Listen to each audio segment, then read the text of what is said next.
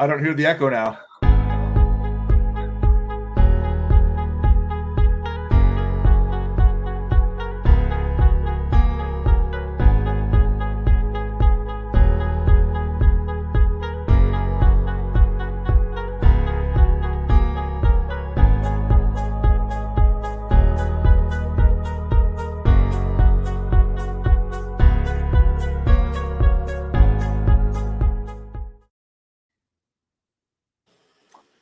Good evening, all, and good morning from Australia, and good afternoon from America.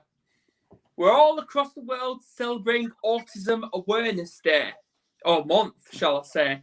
I am joined by, I know the show's 3, but we're actually showing 4 amazing people. We have got UK's Richard Fey. He is an autistic champion. Welcome, Richard. Welcome, Adam. Thank you, Adam. You're most welcome. We are joined by the American, for the very first time, J.R. Reid. Welcome. What is up from the United States? We are also joined by, I hope she doesn't kill me when I say this, but 5 o'clock in the morning, her time, Sharon Chemello. My pleasure to get up early for you wonderful people. Yeah. I'm now even more impressed. I'm impressed as well. And also, we are joined by the beautiful UK of Kerry DUVAL. Woo! Guys. Hi, Kerry. Hi, Kerry. Now, Kerry. this is Kerry's Kerry's brilliant, idea, by the way. This is Kerry's idea. So we're going to start with some quick fire questions. What was my idea? We're going to start with some quick fire questions. So please not all at once. We're going to start with JR. Would you like me to call you JR? Would you like me to call you by your name? JR is what I go. JR. JR, brilliant, brilliant. First of all, I'm going to say, I don't know, favorite type of weather? Favorite type of weather? Beach weather, since I grew up about 5 miles from the beach in California. Brilliant. Jazz or pop? Punk and alternative. Okay, right. Thank you for that. Richard, a couple of quick fire questions for you. Okay. Here we go. I'm going to try and be careful when it comes to you. Favorite type of, favorite day of the week? Sunday. Okay, that's new to me. Favorite book author?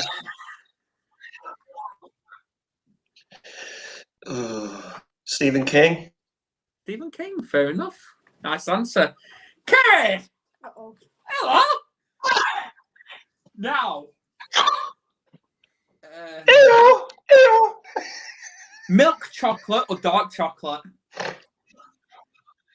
Milk chocolate. Okay. I could have said something else, but okay.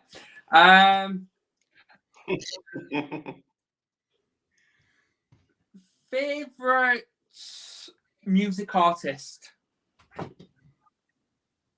Don't have one. I don't. Come on, you've got to have one. I don't have one. Okay, fair enough. Sharon Chemello.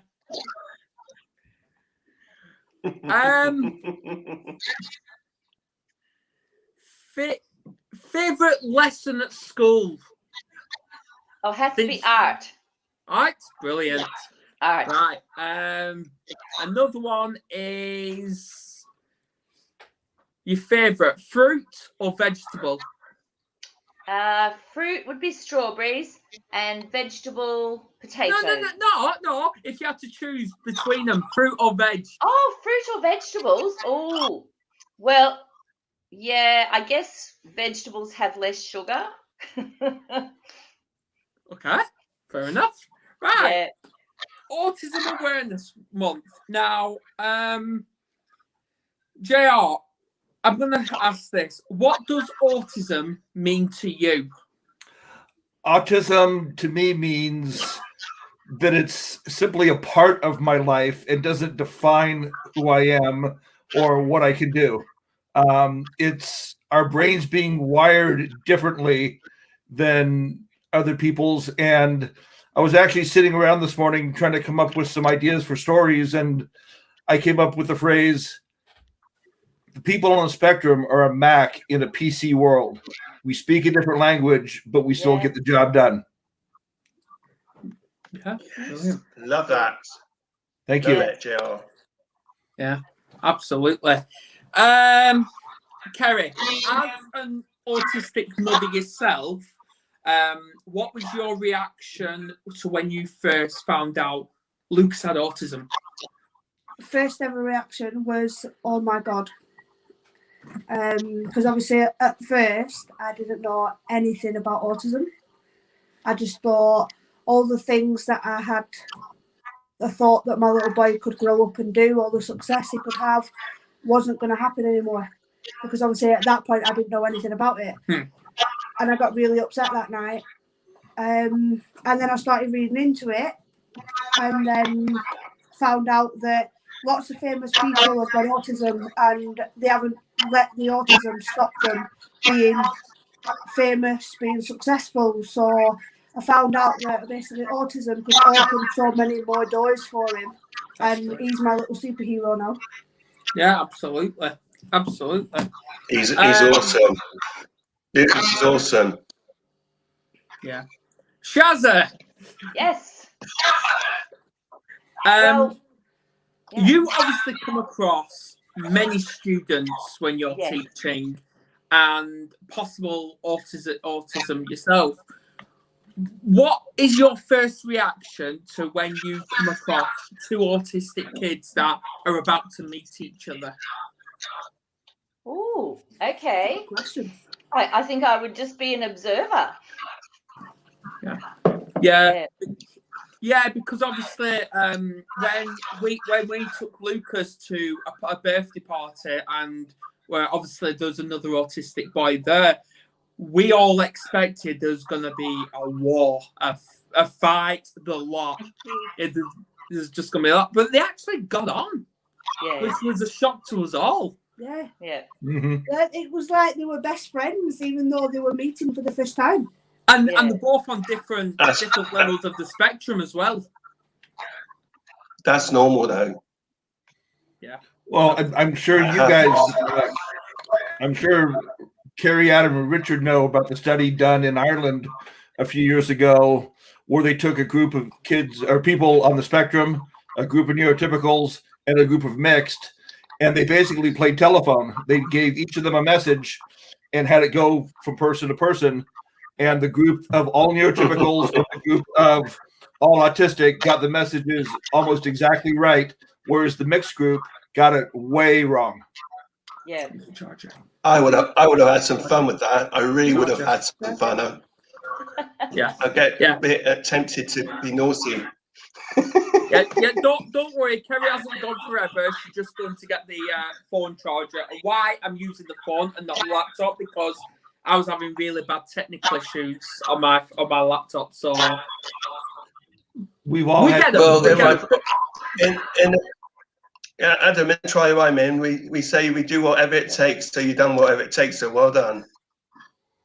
Exactly. Come on, you get whoever knows me knows I don't quit until I've done it. Adam, you Me might neither. need some headphones. I might need some headphones. Are the others hearing echo? JR and Richard, are you hearing echo? A lot of echo. I'm not personally at the moment. I'm not at the moment. Is it my side? Yeah. I have no idea. We had an interesting conversation the other day, JR, because I was on this one of 12 speakers on autism awareness online 3-hour event. Wow. And I was saying that the thing that's really helped me during the pandemic is, one, accepting that I can't control it, so I can only control what I can control. The other was, and once that's calm, my anxiety is neutral. and having structures and putting routines and structures in place, and that's vital. And that was my advice to everybody. Yeah, because it has really helped me. You know, initially in the first 3 or 4 months of the pandemic, it was really wild, and I had to find a new home, and I found a new home within 4 days of being kicked out, basically. Oh. So you know, in 9 months now, so it was a big thing. So 114 days consecutively with the same routines, night time and morning now. Oh, that's good.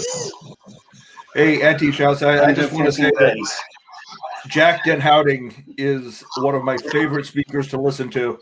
Yeah. She's awesome, and you guys are lucky to have her doing research in your country. Yeah. Here. Yeah. But is that a better coming from my side? Yeah, it seems better. It seems better. That's brilliant. Yeah, I was a participant when I was vice president with 2 university studies, Exeter and Durham, and for that I got a lot of well-being counselling and taught me coping mechanisms with anxiety, and that helps an awful lot. And I can teach people that now. It's 45 minutes of the first hour telling them why I wouldn't trust them, and then it went well from there onwards. Oh dear. Yeah, you know, I'm glad you picked up on that, Richard. I'm glad you picked up on that, because a lot of autistic people have those trust boundaries. Mm-hmm. What? As I told Erin, 45 minutes. I'm saying why I will do it. Then the last 15 went well, and then I had 12 sessions, and it went really well, because then she proved herself to me that I could trust her. So once that was established, perfect. Really. Now, Adam, So my next question for you all, right. So my next question for you all is, what's the difference between an autistic person with their trust levels to a regular person who has trust issues? Richard. Well, I think more logical and natural thinking than probably they do, and I see patterns of things. And it's just saying, it's an experiment I did with a friend when we went to cinema, right? The 3D version, and after questions afterwards, and I noticed 50% more than she did, and we were watching the same film. And she said, I hadn't noticed that. Then when she thought back about it, she saw it. Because I can see a bigger picture, I can see beyond and into what's going on. Yeah. That makes sense to you. What's your view, JR? What's your view, JR? I agree with Richard from the standpoint of being logical and seeing patterns, but I also know that a lot of people on the spectrum have a hard time understanding the concept of dishonesty. And so I think where we end up with trust issues is just getting burned a few times, and then having to build those walls up ourselves so that we don't get burned again. Yeah. Absolutely, yeah. It's very true, JR. I had that for a while. So as a parent, Kerry, what's your view?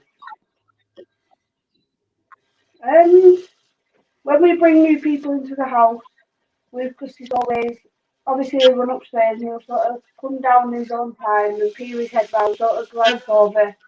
There's not a chance that the first time this new person visits, they're going to get anything from you. It takes him at least, 3 or 4 visits before he'll actually come into the room and give them eye contact and say hello or something along that line. I think it's people with autism take a lot longer to trust somebody than a person without autism. Yeah, well, to me that shows a very logical thinker. When he's studying. There's a lot of people like that too. Yeah. I like people watching, and then if I get a good vibe from them or gut feeling, I'll speak to them. But I had trouble with eye contact. I actually was spat at because I looked at someone in a funny way, and that has happened. But I worked hard at maintaining eye contact because I want to be an entrepreneur, an investor in all sorts of things, and a life coach and business coach for people with disabilities and autistics when I get like qualifications and stuff, as well as being high in business to show what people like me can do.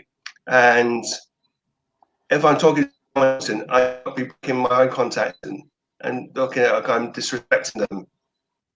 So to say I like to extend my comfort zones and then get comfortable and then go again. And I keep doing this as a repetitive process to and those I do say I'm still anxious underneath, but I don't show it. I don't show it on live broadcast either.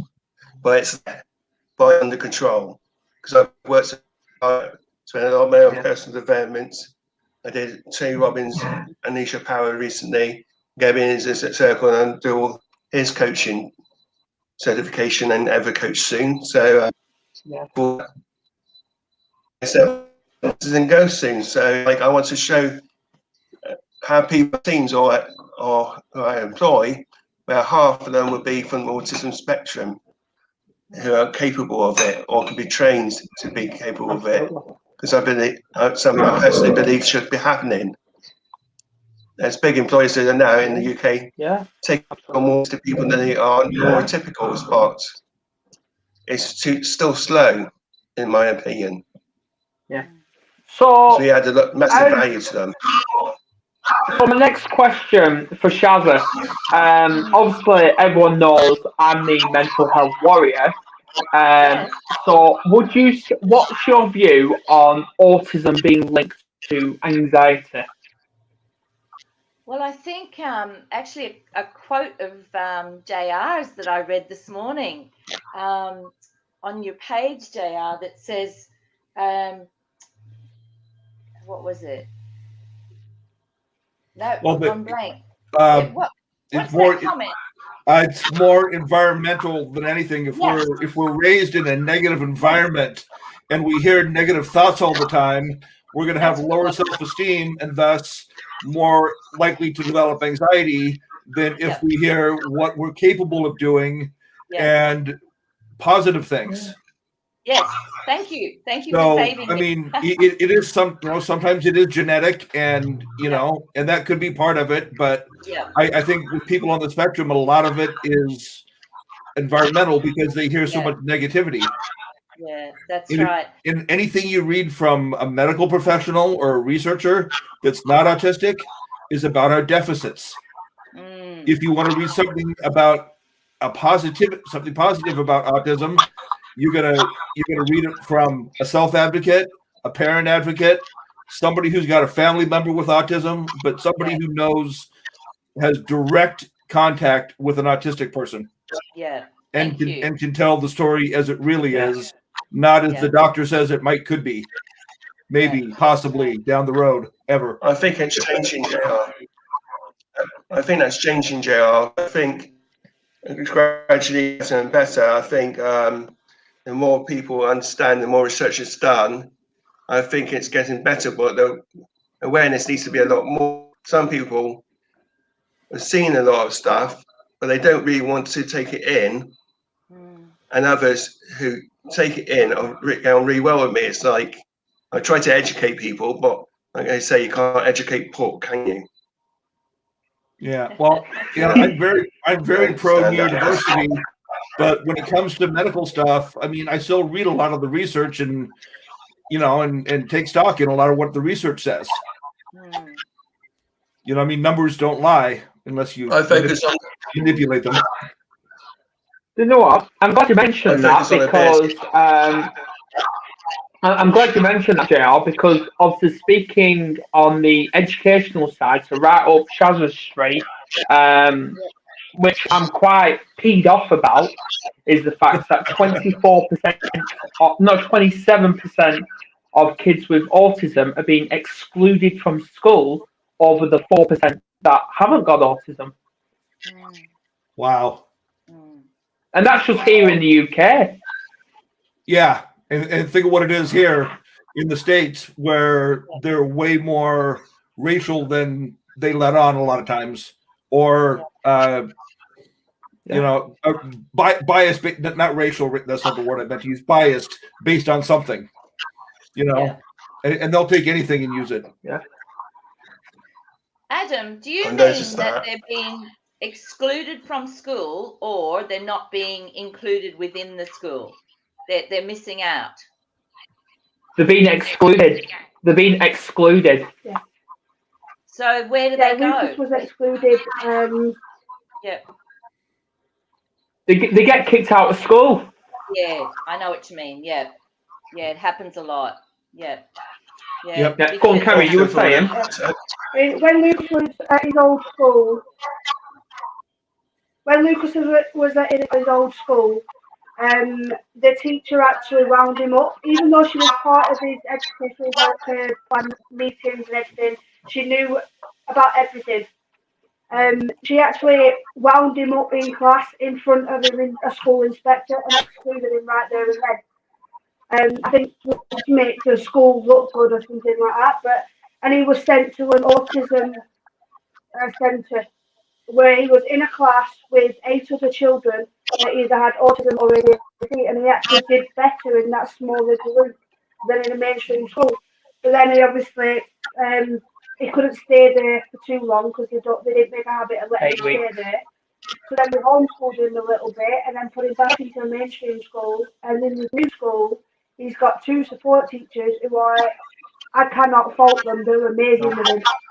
And the new staff members are amazing with him, and they'll do anything they can to help him.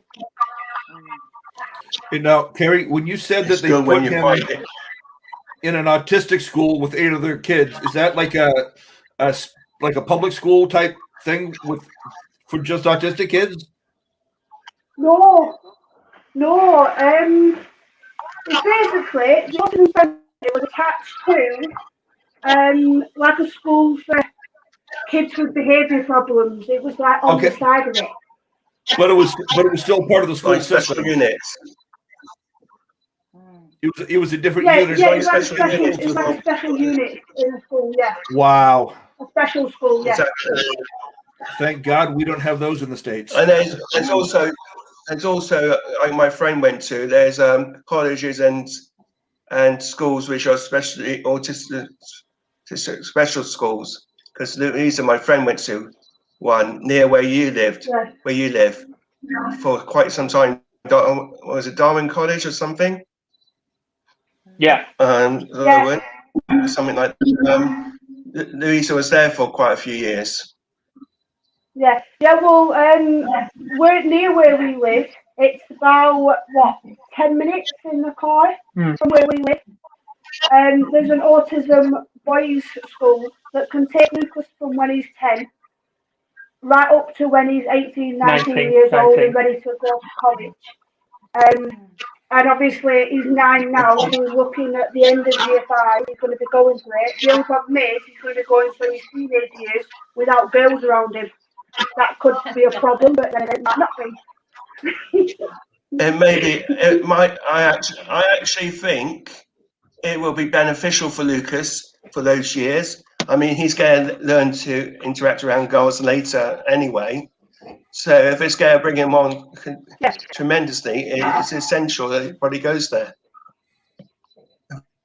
Yeah, I mean, to be honest, I prefer him to be where he goes anyway. If he can get his head in the books and focus on his career, focus on his future. Absolutely. You know, because I want him to be financially stable when he's older. Yeah. He doesn't want to be like me, does he? No. I think he will be, Kerry, because Lucas is amazing. Have you told Adam that he's speechless when I spoke to him last time? Hey, Adam, can I be autistic for a moment here? Yeah. He just smiled. You're speechless. Go on. Yeah, go on, JR. Okay. Shazza, when we were talking earlier about the anxiety and the environment, the environment, I meant to point out, the environment is not just the home environment, but the school environment, the workplace environment. you know, your social environment, you know, Yeah. if you're on athletic teams, you know, that environment, social clubs or groups. Yeah. It's, you know, when people hear environment, they think home, but it's not. It's all It's everywhere. everything. Yeah. It's all the way, yeah. It can also be like the whole of the wider family. Yeah. Yeah. Yeah. It's all around, it's everywhere. It's like I said to Adam and Kerry many times, school was just a non-event for me. Junior school was a non-event for me. Senior school was a non-event for me because no one knew how to deal with people with learning disabilities or autism at that point. That didn't happen around in the UK to 1986, 1990s. I already been left school 10 years by then. Yeah. You know, it's Exactly. I think that I found my own way. I found a way to get into myself and how to cope. And gradually, I got better and better. You know, and especially the minute I always say this phrase: before I had my diagnosis and did a post-diagnostic course afterwards, the lights were on, but I wasn't home. The minute I had that, it's like being on the red carpet at the Oscars, like balls to wear. Oh, that's why I like this. Comfortable with my skin, own it, proud to be it. I don't want to be cured. I am who I am because of it. End of. Okay. I get really annoyed when people say, "Oh, would you like I could solve it for you?" Shove your pill. I say. Yeah. So Sharon, back to education. Why do you think schools, like teachers and that, even head teachers, they're so misunderstood when it comes to autism? Yeah, I've been worried about that for a long time because I don't think enough teachers and staff have the training. I think some of the school officers or teacher aides that are working with the support people that are working with children with autism sometimes have more training than the actual teachers. So, and so teachers will sometimes, rant at a child with autism to make eye contact or to do things a certain way, and the kids, the kids are just disconnected with that teacher because because Hello. yeah, High school algebra. Yeah. yeah, I got the right answers, but showed the work in a different way than the teacher. So I got Fs. yeah. And I literally got a D- for the year in Algebra 1 and Algebra 2 only because the guy didn't want to see me again. Wow. Because I would argue with him. The answer is the same. Just because you can't understand the math doesn't make it wrong. Yeah, that's right. And that was before I knew I was autistic. Long before. I get that too. A good teacher would be saying to you, and I do this every day with kids that are divergent thinkers. I say, "Hey, how did you get that answer like that? Show me the working." But you hit it on the head. A good teacher. Yeah, this guy was not a good teacher. This guy was a rigid, do it my way, or the highway teacher. Yeah. The trouble with education, in my opinion, is it's too set and too rigid. It's like there are things that in the curriculum that were never used in life, so there's not point in being in that. But what things that you will actually need in life, teach that. But let's sort of teach practical skills. Let's teach things like how to, budgeting, life skills that definitely going to need in the future. But some exams are just worthless. They don't really mean anything. Yeah, we were never taught life skills. Yeah. And you got to remember, that was 1982, 1983. I don't remember those years. God, I was 19 back. Yeah. I was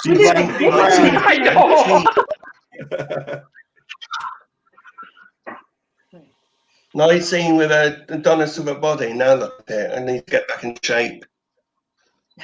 Hey, where's the baby for this week? Yeah, righto. Hey, come on, Shazza. I'm joining you for coffee morning here. Yeah, I love it. Thank you. You know, JR was talking about JR. You know, you're talking about sports, JR. Yeah, I was.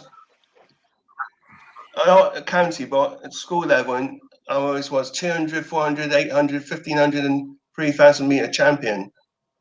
I did athletics at PE, and the rest of the time I was English and not take part in PE. My PE teacher hated me, so we played for the school team in football, and he played semi-pro. He was in goal. He didn't like it, and that made 3 times, chipped him twice, and we beat his absolutely slaughtered his side. And he never talked to me again after that, and I felt great after that.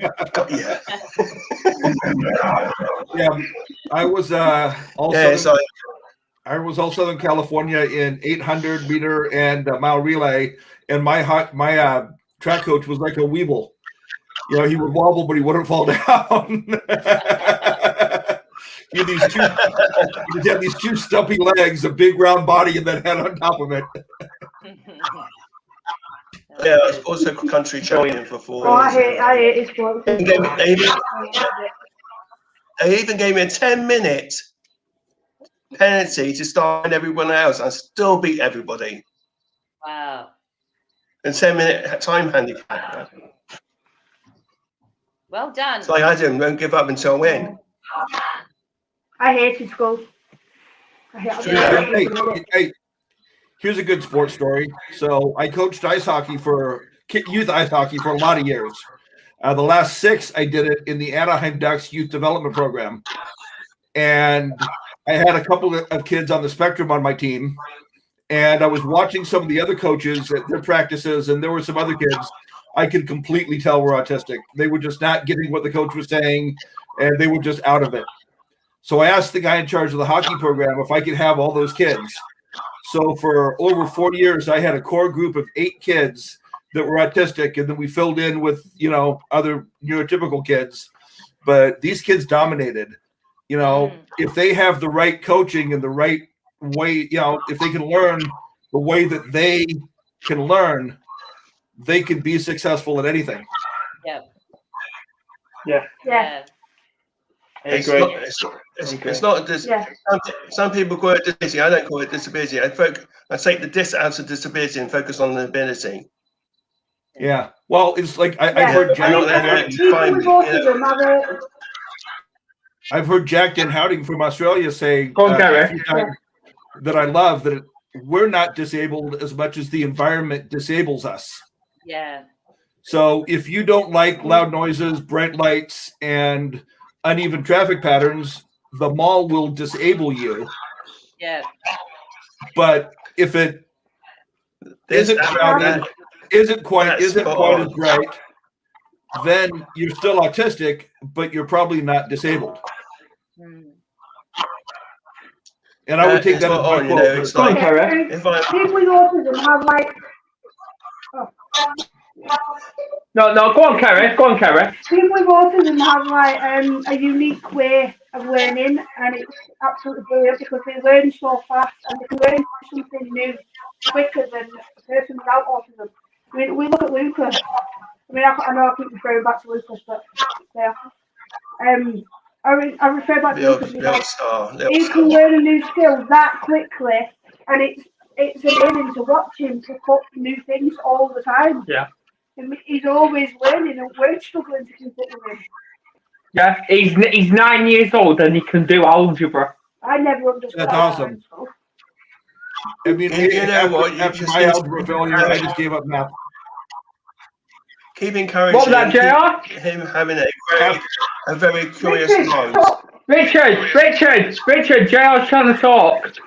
After my 2 semesters of getting D-minuses in algebra because the teacher wouldn't accept my version of the work, I gave up on math altogether. Do you know what? I didn't care about it. I still don't really. I mean, I wish I knew it better, but it's just nothing I ever got into. Because I'm glad you mentioned about. But the reason is the teacher dissuaded me from liking algebra by telling me I was wrong in the way I was doing things. Not open to the possibility that there could be more than one way to solve that equation. Yeah. Do you know what? I am so glad you mentioned that. I really am. And here we go, because I had an ongoing debate with the kids' school for about 3 weeks solid about this, because back-to-back emails, even at like at 11 o'clock at night, I was emailing the head teacher with this, because over lockdown, we funded for a private tutor, maths tutor for Lucas. Well, it was meant to be for both kids, but Lucas got more interested into it. And this tutor, we all know him, he's called Billy Champ. Brilliant guy, brilliant. Mm-hmm. And he actually was teaching the kids the SGT method in maths. And he went to school and he started using this method. The school they didn't accept it. It had to be the school's way. It had to be the school's way. And they were saying, when it comes to the exams, which obviously is only in year 4, they've been predicted for math, top of the class in the year 4, year 5, and year 6 maths exam. He's been predicted top of the class. So, and they were coming back saying, if he uses the SGT method for maths in the exam, he ain't going to get 2 marks. I'm like, where can you actually show them where it actually says that? And they couldn't show me. No. Wow. That's a shame. Yeah, because obviously in exams, there's no way. It just say, obviously in an example question, it might say, this equation is wrong. Show us why it's wrong, but then show your working. It doesn't actually say show your working using this particular method. It just says show your working. Right. Which to us means show working out in whatever method you want. Sharon knows what we're talking about.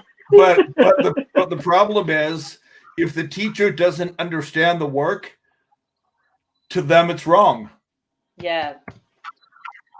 Yeah. I like. That's the thing. Some kids are brighter than the teachers. Yes.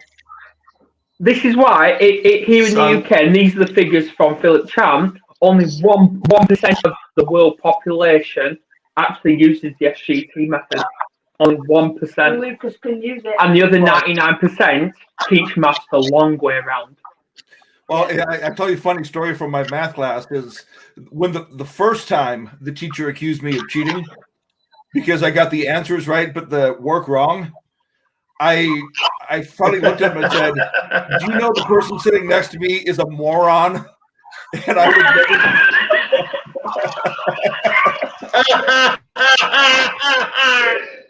and I've got way more answers right than he does.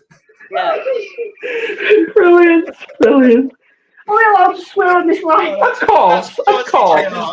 I just got tired of him. He would call me out in front of the class. Yeah. He would call me out in front of the class for failing. So I just got tired of it. I use silence streamer. Well, by the way, I used to get so bored. My maths teacher called me out of the whole class for failing a test. After school finished, I seen him in Sainsbury's, and he was like, "Are you using maths to do that? Are you using maths to calculate your shopping?" I'm like, "No, I'm using my calculator." His nickname was Mr. Price. Apparently, maths is price. My brain's better no, it's not. Calculator's a price. Yeah.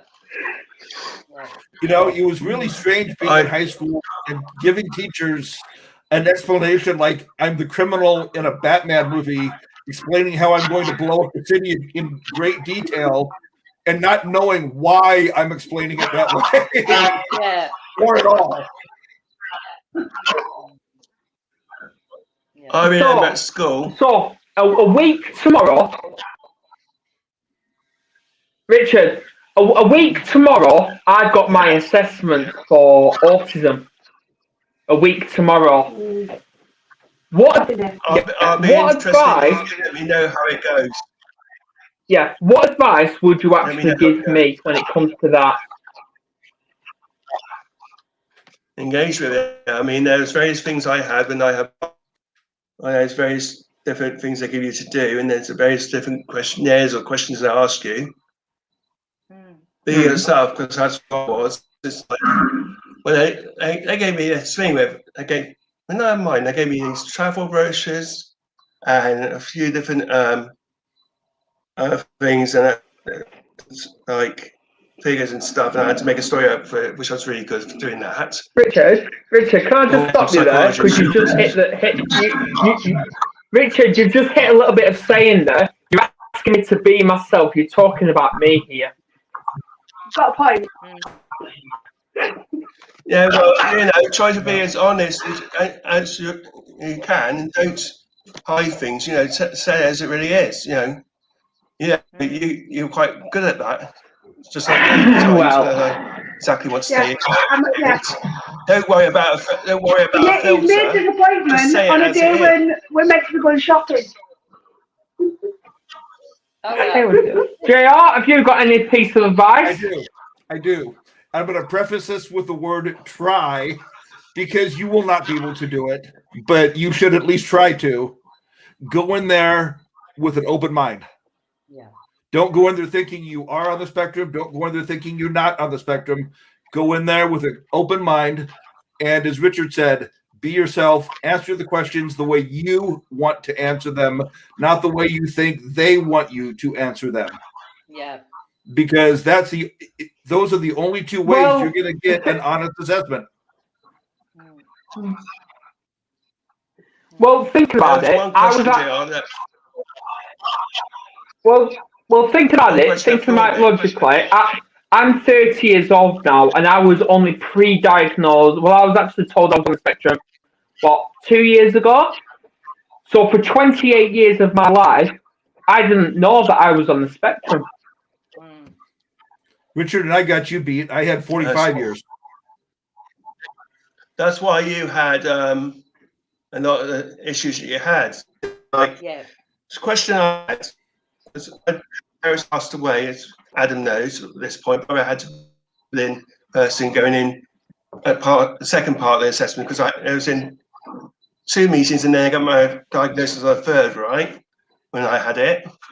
And there was one question, and simultaneously, this was my brother answered at the same time as me. It said, does he or she ever back down in an argument? We just looked at each other and said, no. No. It's like, if I know I'm right, if I feel I know I'm right, there's no way I'm backing down. I mean, I've been nose to nose, eyeball to eyeball, I was screaming at him. It's like, that's it. I'm sure you have this too, you two, at times. Don't you, Adam? Yeah. What? See? Totally you feel you touch ADD. I don't back down. I'm going to say no comment. I'm saying no comment. He doesn't. When we're having a discussion about something, it's Adam is right, and there's no deviating from that. Adam is right. So the only way to shut him up is just nod and agree. This is why.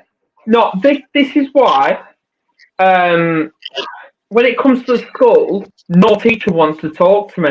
The only teacher that wants to talk to me is the head teacher, because she just says it bluntly, and so do I.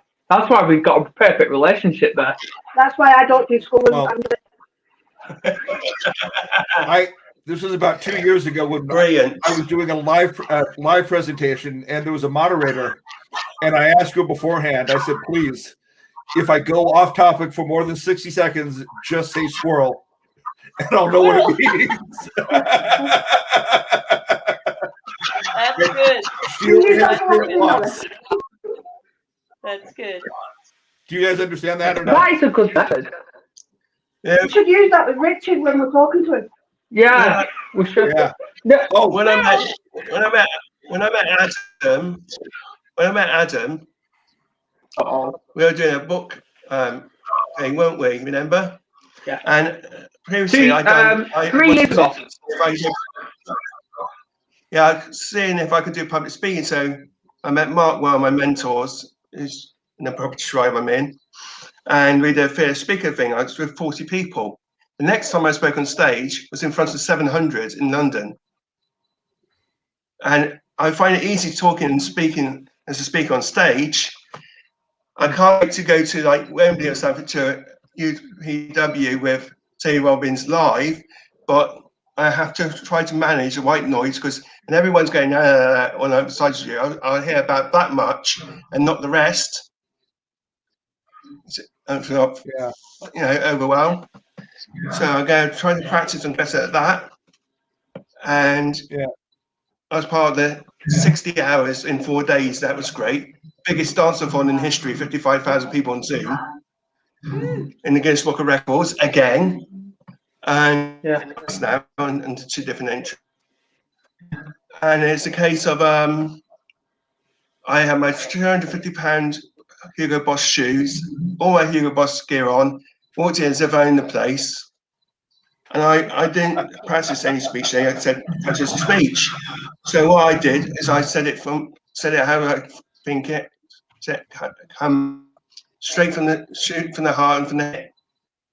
And I had other international speakers there who got clapped, but I got a standing ovation for 15 minutes. Oh. And some of the ladies had tears come down. Hey, Richard, 700 people. I'm bringing this in context. That's more than 21% on his second ever event. Your superpower is definitely talking. No, Richard, I was laughing during your what you said, but I wasn't laughing at you. It's a translation thing. When you said 350-pound Hugo Boss shoes, I'm like, those are some damn heavy shoes. And I thought, wait a minute. It's like, and then I thought, wait a minute. That's money. Okay, we're good. Yeah, well, it made me feel like $100 million. It made me feel like great, right? I always really been taught how to get over your nerves and own a stage. Diana Westbrook was there doing her first speaking engagement with me. I actually got kissed on the cheek by her. Made my day. There was speakers there, but I also want to get that sort of it's really great, really. So I really enjoyed that. It's like not very people. A lot of people have a fear of doing it. It's nothing to be feared about. You just need to learn how to manage it. And if you've got photographic memory like me, got idea of what you want to do, and you got little focal points, you can just hit them and come out with a whole lot of stuff without having to memorize the speech. Okay. I got kissed on the cheek by Pig once. Not that that's anything similar, but No. But anyway, teachers weren't my favourites at school.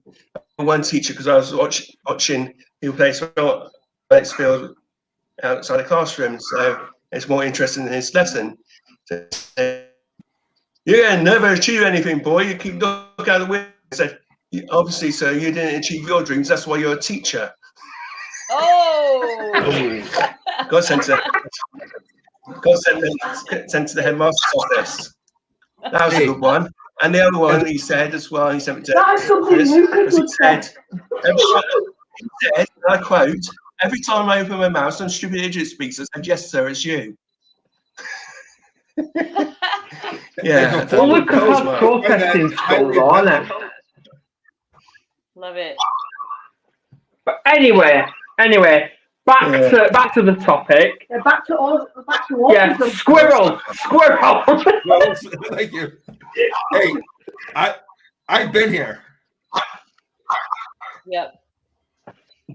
Yeah. Anyway, so what do you think? What steps do you think the education needs to do to recognise autism a lot more? I'm going to start with JR.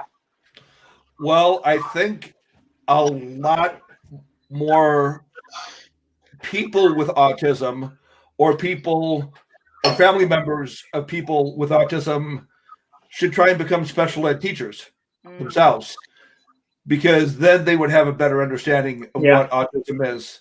I don't know what the stats are in your countries, but anywhere between 80 and 87% of people on the spectrum in the United States are under or unemployed. Wow. the U.S. only has one autistic professor of autism in the special education department at Adelphi University, and that's Dr. Stephen Mark Shore, the person who coined the phrase, if you've met one person with autism, you've met one person with autism. Yeah. Same question for you, Shazza. Yeah. Same question for you, Shazza. Yeah, I think teachers need training, and they need to come. I don't know how we instill this, but they need to come from love, not fear. You know, so I've just been teaching in a special needs high school, and I was sitting in the department with the learning support teachers, and sometimes they would come in and say, "Oh, that Johnny Smith, oh, he is just rebellious and you know, and defiant," and I'd say, "What happened?" And it would be exactly what happened to you, JR. "Oh, well, he didn't do the maths problem the way we showed him to do it." And I was like, ah! And I said, "So did he get the right answer?" "Well, yeah." "Well, did you find out how he got to the answer?" "No, I didn't have time for that." I was like, maybe it would be. Right, my brother had that. Right, I found the post. Right, I've got some key facts for you guys. In the UK, there are around 700,000 people with autism. That is 1 in 100. Yeah. Wow. Yeah. And if you include diagnosed because they changed the diagnostics thresholds deliberately.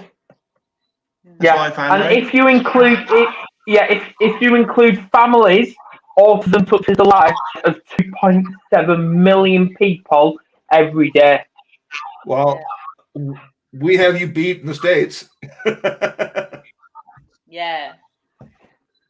I believe it's. I believe the figures are not more than one in 100. Yeah, it's so much more than 1 in 100, Adam. Because the other thing is, it's not factored into that. There's so many women who have autism who don't get diagnosed because they're very good at masking it. Right. So I think it's probably going to be not 1 in 100. It's going to be like 20 in 100 because, or even more. You know, they reckon now, in China. And people with autism, it's like, or was it 5 in every 1,000? Yeah, women how many can people they got? Yeah, we are closer to 1 in 50 here in the United States, and our ratio is 5 men for every 1 woman. And I think you're exactly correct. And Shaz, I'm sure you can say more on this, but the women tend to mask more, I think, and play it off as something else other than autism. Yeah, for sure. Yeah, I was watching this documentary on autism, and what they did was they set up three girls who they all had autism, and they did like a speed dating thing with 3 guys.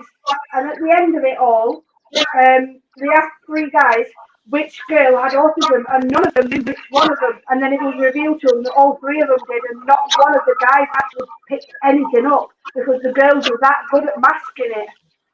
Mm-hmm. And we think Tegan's doing that. I had this last year because I was in one of the autism groups I have on Instagram. She's bipolar. She was put for an assessment for autism. The one I said, go and do it. I said, you'll be told one way or the other. Then your mind's at rest. If you have, do the post-diagnostic test. And I said, it was. And she actually wrote to me afterwards and said thank you because it changed everything. And she's now encouraging anyone she knows who she thinks is autistic or to get diagnosed too. I think soon the numbers of diagnoses are going to go shooting up. Australia's got a very high proportion of autistics. I know that for a fact. Yeah. Shazza, well, I have a question. Going back. Yeah, well, going back to autism and mental health, I've actually got another figure here, but I bet this ain't accurate either. at least 1 in 3 adults with autism are experiencing severe mental health difficulties due to a lack of support. Yep. Yeah, absolutely. There needs to be better. I'm lucky I got a lot at the moment. So my question to you, Kerry, what's your view on that? Autism and mental health. Yeah. There is a lack of support for people with autism. Obviously, I'm going to refer back to Lucas again. Okay. Right. Obviously, he's in his old school. His one-to-one support teacher. She funded an autism course for herself out of her own pocket to go to basically make herself understand Lucas more than she already did. And then obviously we thought that was brilliant because then the bond that she had with Lucas was amazing. But then obviously the head teacher took her off him, and obviously that was a completely wrong move. But I think going back to your question, I think there should be more training to teachers to have autism awareness, including head teachers. Yeah, and I think that there should be somebody in the school that can recognise autism, and if a child is showing traits of autism, like doing other methods of working problems out in maths or any other area of the school, then they should be given that support and that encouragement to be different. They shouldn't be told you've got to do it this way. You know, they should be encouraged. Well, if you've got this method and it's working for you, you're getting to the right answer.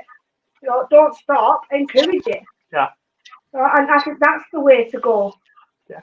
But the education system's that bad at the minute. I mean, we've been through this. We have. But yeah, I don't want to like repeat ourselves in that life. Funny you should say that. Fit people with special needs or autism. But not Kerry, not currently. Kerry, it's great not. you said that. And you say about working out figures. I used to just look at the sum and just put the answer in, and most of the time it's right, and I used to get it in the neck for that. I put down the work in. So why do I need to do that when I already know the answer? Just worked out in my head. Exactly. And a lot of people, but a lot of people do just work out in their head and write the answer down. Oh, well, you've lost the fight, you've not put the work out. Well, I worked it out in my head. Exactly. So, my next question for you all. Should autism be removed from the Mental Health Act? Yeah. Why? As a rule, yes, because it's not mental health. It's not our fault. We're wired differently. Like I said, I got a photographic memory and all sorts of things but it's not our fault. The only time is if someone has a severe episode of mental health, but then it should be put in their mental health file, which should be separate from their autism. Only when it's appropriate. What do you think, Shazza? What do you think, Shazza?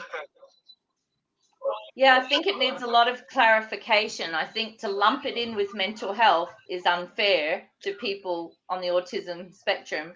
I think, the two need to be clarified because, as we've discussed, autism can bring with it a lot of mental health issues, but not necessarily so much more than other people. You know, like there are a lot of people with mental health issues at the moment, you know, with autism or not with autism. But that's a whole different podcast. Oh yeah. Certainly, it can bring extra issues, but I think it needs to be really clearly defined. Yeah, because often I think autism. I don't even think autism should be put into the learning difficulties category. I think autism should have its own category altogether because obviously the spectrum is that wide. It needs its own section. Yeah. Well, Adam, like we said earlier, I'm just going to touch on something now. I'm just going to touch on something. Obviously, Kerry's gonna. I know what Kerry's reaction is gonna be when I say this, but when Donald Trump was president, he signed. Listen. He signed the Autism Act, which I think is absolutely fantastic. And I think he signed it. Yeah. Hasn't Biden demolished the Autism Act? I don't know. I've not seen anything. No, yeah, I don't think he has. Done a lot of Trump's work. Okay, the Autism Act itself, the wording of it, everything, awesome. Giving 1.8 billion over 5 years, completely bogus. Think about all the other things they spend so much more money on that is needless. They could throw a lot more money towards the Autism Cares Act than they're throwing. Yeah. And that's my problem with it. Not the wording that's used, not what it's doing, but the amount of funding that they're receiving from the government. Yeah. I'm going to be controversial here. They didn't spend so much on nuclear deterrence. All countries around the world, and they decided, or everyone decided to disarm. There'd be more money for it. To be honest, if Boris Johnson and his cronies didn't throw money at their friends, there'd be a lot more money to put towards education and autism. But that's a whole different podcast. And it's great that you brought this up because I wrote down a few stats that I'd found in the last few days. And one of them was that autism research funding in the U.S. was actually allocated mostly to biological research, with less than 10% going to services and lifespan issue studies. So of that 1.8 billion, 90% of it is going toward biological research. Yay. Wow. Go US. They spent 1.8 billion. They're spending that on that biological. I'm proud to be an American in the background. You know, if they see, there's none of that in the UK. There's none of that in the UK. Spending 3 times that on services, 3 times that services. Or US, I wouldn't. I'd go to Australia. Well, I will say this: Australia and the UK are at least a decade, if not 2 decades, ahead of where we are in the United States. Wow. I look at almost all my research that I seriously take a look at comes out of the UK and Australia. Yep. Because we are so far behind. That's because we're more civilized, isn't it, Shazza? I mean, but obviously, it's because of things like obviously helped originally populate Australia as well. That's right, you did. So the question though. The US has signed the Autism Act, which is absolutely fantastic. So why we all know why. Why has Australia and UK not done the same? Because Boris Johnson's a clown. Is there any other way? Is there any other answer? But if you look at it politically, on this, because if you look at politically, he signed it. Let JR speak. Let JR.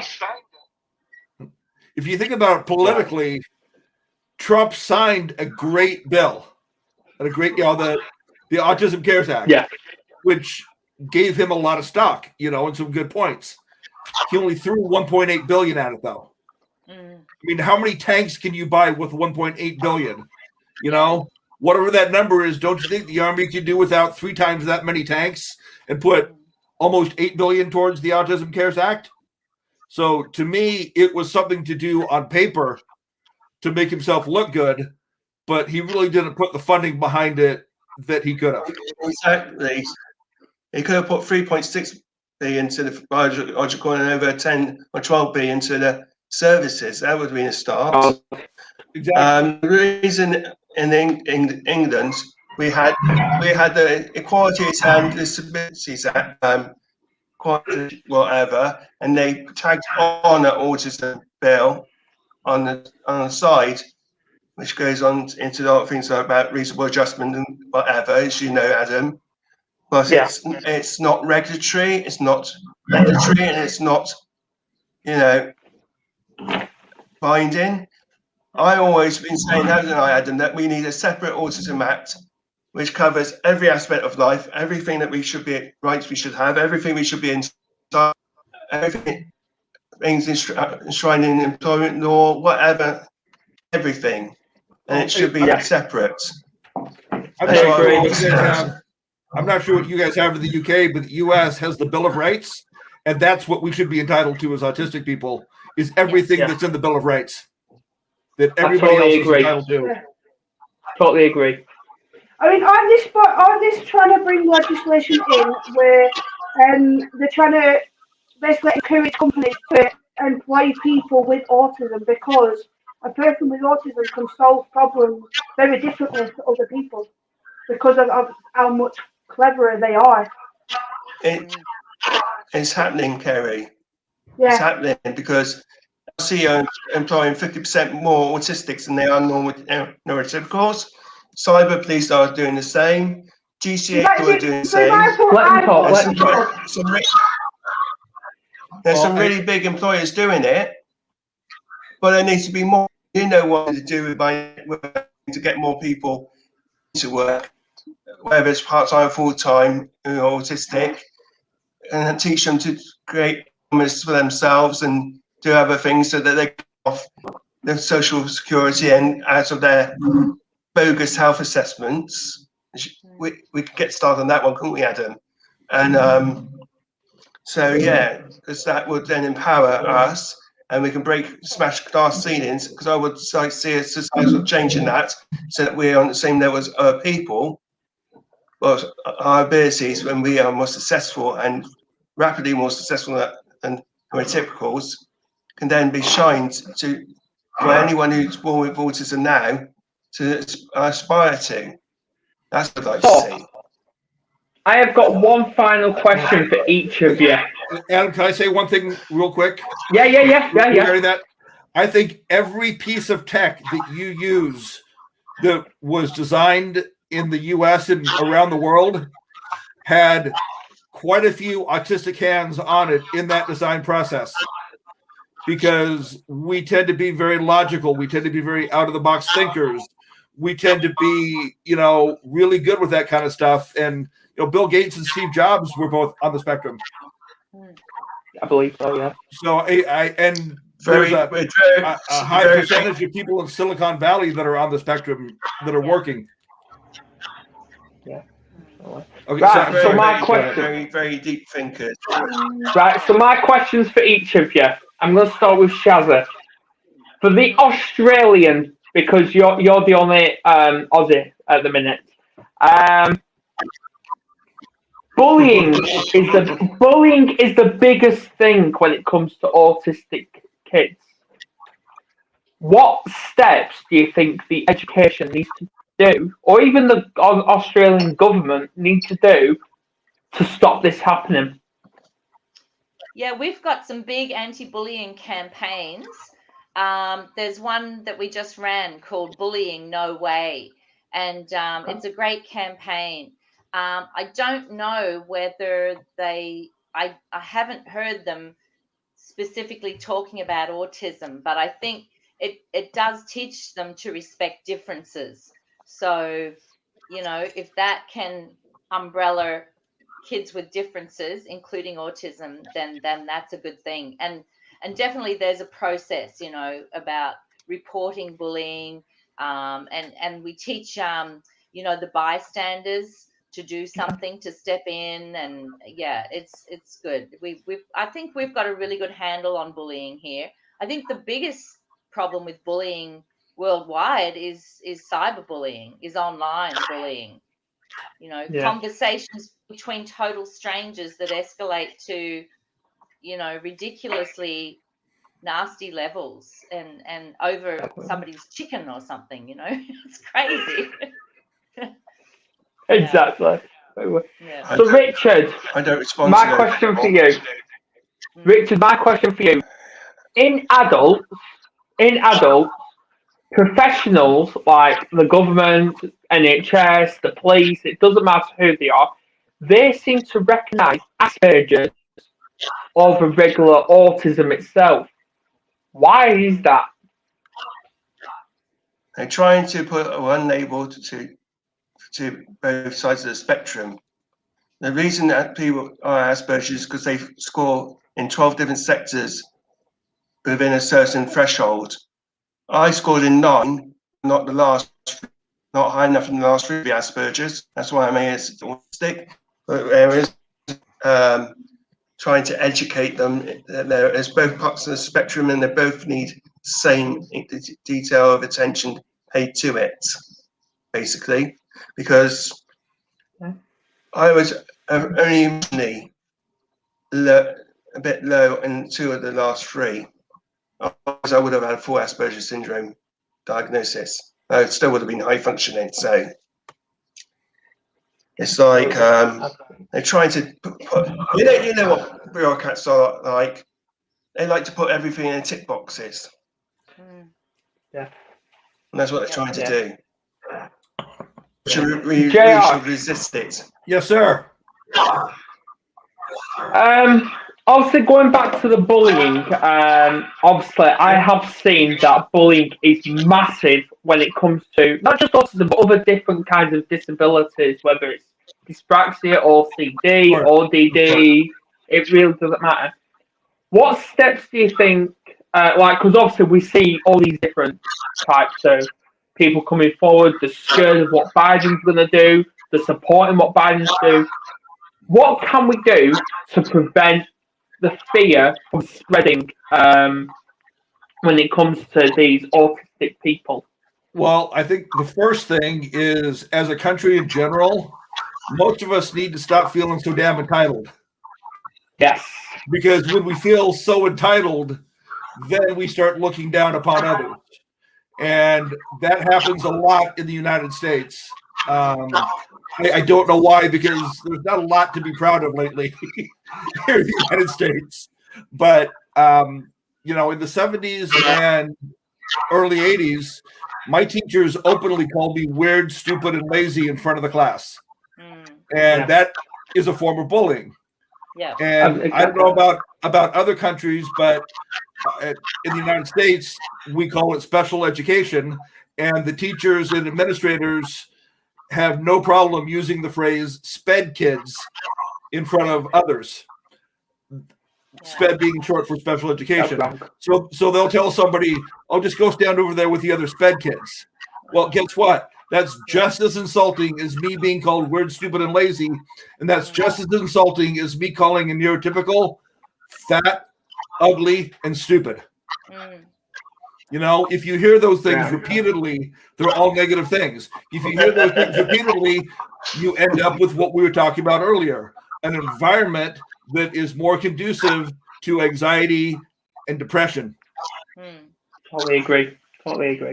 And I think that's why I was diagnosed with both anxiety and depression late 20s, early 30s. Yeah. Kerry, now growing up, and I'm going to show my age now. I really am. Winnie the Pooh. I'm just going to pick on that for now because there is actually a character in there that does have autism. So obviously I'm not going off topic here, so JR doesn't need to say the word squirrel. So anyway, well good. We fell in love. Actually, I'm pretty sure everybody but Piglet is autistic in some way. Possibly, I don't know. But anyway, we fell in love with the characters growing up. So what can we do to prevent these labels from being continued? I think it goes back to teaching kids that despite the label being there, or to ignore the label, to get to know the person, because regardless of the way they are, what they look like, how they act, they've got a personality, and every person is unique. Yeah. Right? I mean, Lucas, for instance, he's a comedian, and he uses comedy to make him laugh. He does. You know, and he's very popular because of that. And they know there's something special about him, but they don't know what it is. But they just know that the fact that Lucas is funny, and that's his personality. So they love Lucas because he's funny, because he's a comedian, and because he stands on desks and protests. Dad's fault. You know, that's a different podcast. You know, but they don't know the label that's on him, and I think more kids should be like that. You know, Adam, I think the more that all of us and other advocates and self-advocates spread the message and get more neurotypicals to listen and understand, that will help drop the labels as well. Agreed. Yeah, but neurotypicals have to do some of the work themselves. There's so many books out there. If they know people they suspect of having autism, why don't they buy some books, read about it, and have a conversation? Or why didn't they not use Google to find out things? Why and how does it affect people, and how could they interact with them? It's not rocket science. You're not like trying to send a rocket to bloody Mars, are you? Yeah, which is what I did. When I first heard about autism, obviously all my thoughts instantly were negative. But then obviously I did my research, and I'm like, oh, well, it's not a negative thing. It's going to open up so many doors for him. And now, you know, Lucas has got his own superpower that will make him go even further in life. And he can do so much more now. And you know what? I'm actually glad he's got autism. Yeah, I used to hate the word autism. Now I love it. But there are some days where I do hate it when I'm having a bad day with him. But I know it's not his fault. Oh, the book I'm writing right now. Probably be a very good accountant. Richard. Oh, the book I'm writing right now is actually called "Autism is My Superpower." Yeah. Because I believe it is who makes me what I am. Yeah. Do you know what? I'm glad you mentioned that, because there is actually another book, and we've got it upstairs, and I highly recommend it. It's actually called "The Reason I Jump." It's about a 15-year-old autistic kid describing what autism is. The Reason I Jump. It's a really good book. The Reason I Jump. It's a really good book. If you see me looking down, it's because I'm writing that down. Yeah. That's fine. That's fine. And on that note, I'm going to end this podcast now. Thank you to everyone that's tuned in tonight. Thank you for everyone that's been an awesome guest. We are going to end now. Please share this in awareness. It's autism. We need to stop this discrimination. I'm not on the live tomorrow or again tonight. Please join me live on Wednesday, UK time of 1. I've actually got 2 podcasts that day. 1 p.m. first, I've got CEO of a men's man cave with Simon McDougall. He's going to explain his challenges. And also 8:30 p.m. UK time, I've got a right up your street, JR. We've got a United States of America military veteran. Oh, He's called Guy Brilando. He's going to explain his story. And I'll just take a minute to promote. On Friday, I'm getting my story out. Friday, 8 p.m., my story. There you go. Well, hey, Kerry and Adam, thank you very much for doing this. It's really appreciated. You are most welcome. Well, nice meeting you all. Yeah, and Richard, I don't know you. It's truly an honor. Yeah. Love to all. It's great to meet you, JR. Can I just ask, what do you guys actually think of me and Adam doing podcasts together? Yeah. Put in the comments, what do you actually think of me and Kerry doing it together? Good. I think it works. Yeah. I do too. Because Adam, when you slow down, Kerry can pick up. Kerry, when you slow down, Adam can pick up. I always like doing things. And I'm starting a new podcast at the beginning of May. And I've got a great co-host, Krista Holmans, who some of you may know online as the Neurodivergent Rebel. But I can never do a podcast by myself, even with a guest, because there are times that I just run out of something to say. Yeah. So I think it's awesome doing it together. Yeah. I mean, because obviously a lot of people say that me and Adam bounce off each other. So. Plus, it's fun. you know, watching you guys go at each other.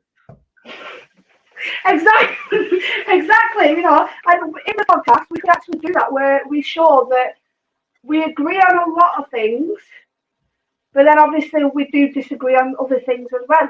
And obviously we can't start having domestic life. No. But on that note, I am going to end this podcast now. Please share this in awareness in everywhere you've got and see if this resonates with you. Cheerio! Bye. Bye.